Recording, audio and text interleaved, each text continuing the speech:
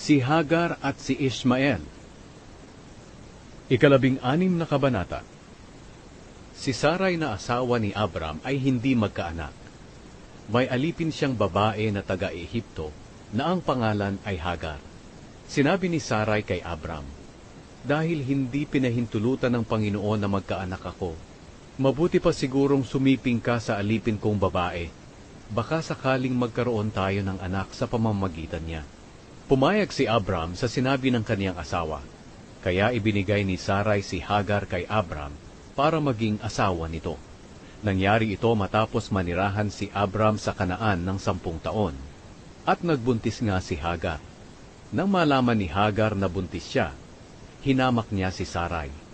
Dahil dito, sinabi ni Sarai kay Abram, "Ngayong buntis na si Hagar, hinahamak na niya ako.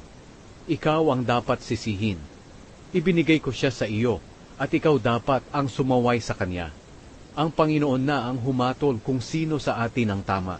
Sumagot si Abram, "Kung ganoon, ibabalik ko siya sa iyo bilang alipin mo, at bahala ka kung ano ang gusto mong gawin sa kanya."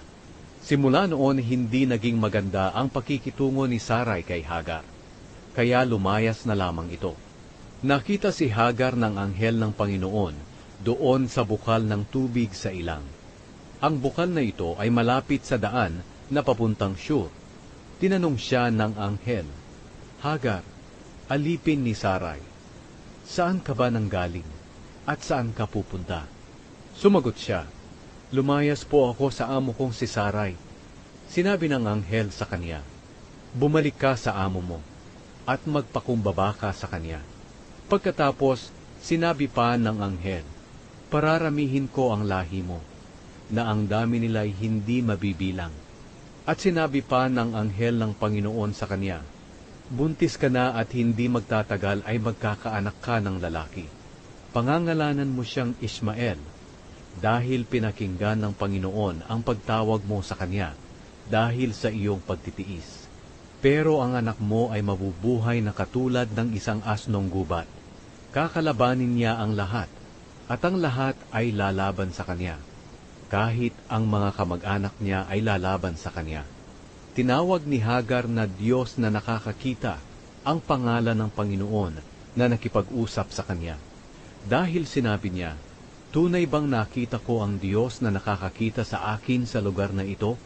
Iyon ang bukal na naroon sa gitna ng Kadesh at Bered na tinatawag na Beer Lahai-roi. Bumalik si Hagar kay Sarai, at dumating ang panahon na nanganak siya ng isang lalaki. Pinangalanan ni Abram ang bata na Ishmael. Nasa 86 na taong gulang si Abram nang ipinanganak si Ishmael.